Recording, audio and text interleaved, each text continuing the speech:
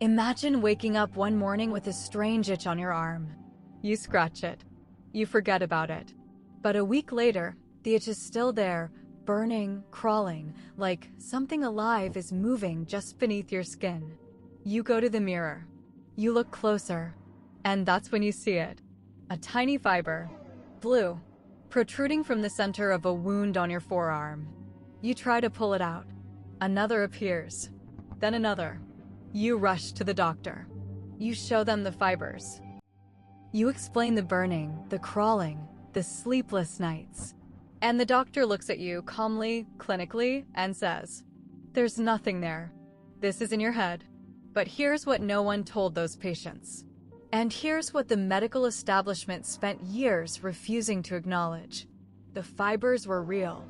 And no one, not the CDC, not the FBI, not a single laboratory on Earth, has been able to fully explain where they came from. The origin. The story of Morgellons disease begins in 2001 in a quiet suburb of Pittsburgh, Pennsylvania. A woman named Mary Ladau noticed something strange on the lip of her 2-year-old son, Drew. A small sore that wouldn't heal. And inside that sore, tiny fibers. Red, blue, and black threads emerging from his skin. Mary wasn't a stranger to medicine. She had a background in biology and had worked in a hospital laboratory. She knew what contamination looked like. She knew the difference between a textile fiber and something that didn't belong. She brought Drew to doctor after doctor. Dermatologists, pediatricians, specialists. One by one, they dismissed her. Some suggested she was suffering from a psychological condition. One physician wrote in his notes that the mother appeared to have Munchausen syndrome by proxy, fabricating illness in her child for attention. But Mary kept the fibers. She put them in sample jars. She photographed them under a microscope. And when she couldn't get answers from medicine, she turned to history. She found a reference in a 17th century medical letter written by the English physician Sir Thomas Browne in 1674. Browne described an illness he had observed in children in southern France, one where, quote, harsh hairs would erupt from their backs. He called it Morgellons. Mary adopted the name. She launched the Morgellons Research Foundation in 2002. And she posted her story on the internet. Within months, thousands of people had contacted her. They were from all 50 states. From the UK, Australia, Canada, the Netherlands. And they all described exactly the same thing. The symptoms. So, what exactly does Morgellons disease look like? The most distinctive feature is the fibers themselves. Patients describe threads, sometimes a single strand, sometimes clusters, in colors including white, black, red, and blue, either embedded just beneath the skin's surface or visibly protruding from open lesions. But that's only the beginning. Patients consistently report a sensation described as formication, a medical term for the feeling of insects crawling under your skin, not just discomfort. A relentless, maddening crawling and biting that never stops. The lesions don't heal. Months pass. Some patients develop wounds covering their arms, their torso, their face. And then there are the neurological symptoms. Cognitive impairment, severe fatigue, memory loss. Patients describe a phenomenon they call brain fog. An inability to concentrate, to hold a thought, to perform tasks they'd done effortlessly for years. One patient described her experience to a medical researcher this way. She said living with Morgellons was like being trapped in your own body, watching yourself deteriorate, while every doctor you visited told you it wasn't real. The demographics were striking. The condition appeared most commonly in middle-aged Caucasian women. And researchers noticed something else unusual. A disproportionate number of patients also had hypothyroidism, at rates nearly 5 times higher than the general population. By 2006, the Morgellons Research Foundation had registered over 12,000 affected families. The U.S. Congress took notice. They pressured the Centers for Disease Control and Prevention to investigate. A federal investigation had begun. Investigations in modern American history. They partnered with Kaiser Permanente, one of the largest healthcare organizations in the country. They assembled a team of 2 pathologists, a toxicologist, a mental health expert, and specialists in infectious, parasitic, environmental, and chronic diseases. The investigation lasted 6 years. In January 2012, they released their findings. The CDC examined 115 patients who reported Morgellons symptoms. They performed skin biopsies. They analyzed the fibers under laboratory conditions. They reviewed full medical histories. Their conclusion: no common underlying medical condition or infectious agent was found among the participants. As for the fibers, the CDC concluded that most samples appeared to be cotton, fabric fibers, contaminants. The medical establishment exhaled. Case closed.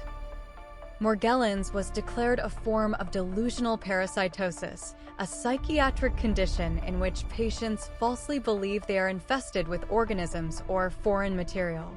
Patients were referred to psychiatrists. Many were prescribed antipsychotics. But a separate group of researchers wasn't satisfied. Oklahoma State University had been quietly conducting its own independent investigation. And what their researchers found directly contradicted the CDC's conclusions. When they subjected the fibers to FBI forensic laboratory analysis, the same lab that analyzes evidence in federal criminal cases, the results were startling. The fibers did not match any known textile. They were, in the words of the researchers, virtually indestructible by heat or chemical means. Standard laboratory methods couldn't break them down. They didn't behave like cotton. They didn't behave like any synthetic fiber. And it didn't stop there. A 2015 study by independent researchers examined 25 patients with Morgellons symptoms. In 24 out of 25 cases, 96%, they found evidence of Borrelia burgdorferi, the bacteria that causes Lyme disease.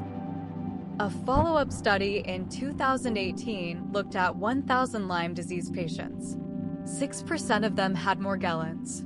And of those, 77% had at least one additional co-infection. A pattern was emerging. Morgellons wasn't appearing randomly. It was clustering in patients with tick-borne illness, with compromised immune systems, with a history of infections that Western medicine had struggled to treat. Was this a psychiatric condition? Or was it something else entirely? Something medicine didn't yet have the language to describe? The controversy. Here's where things get genuinely uncomfortable. The patients who came forward weren't confused, uneducated, or fragile. Many were nurses, teachers, engineers, former military personnel, people trained to observe and document. And yet the medical system, almost uniformly, dismissed them. There's a term in medicine called the matchbox sign. It refers to patients who bring in a small container, a matchbox, a Ziploc bag, a sample jar, filled with material they've collected from their own skin. Dermatologists have long used this as a diagnostic indicator of delusional parasitosis. Morgellons patients brought in their fibers. And for years, that very act of documentation, of collecting evidence, of trying to be taken seriously, was used as proof of mental illness.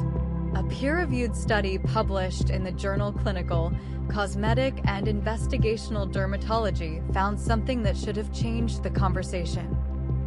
When researchers compared a group of Morgellons patients to a group of patients with confirmed delusional disorder, the two populations looked nothing alike. The rate of pre-existing delusional illness in Morgellons patients was no higher than you'd expect in the general population, roughly 0.03%. These were not delusional people. And yet, for more than 2 decades, they were treated as if they were. Some patients described being involuntarily committed.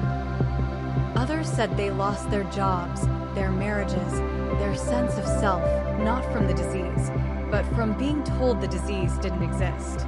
A 2024 peer-reviewed case study documented a 63-year-old man who had been reporting Morgellons-type symptoms for 15 years. 15 years of seeking help. 15 years of being redirected to psychiatry. The researchers noted the critical importance of empathetic listening.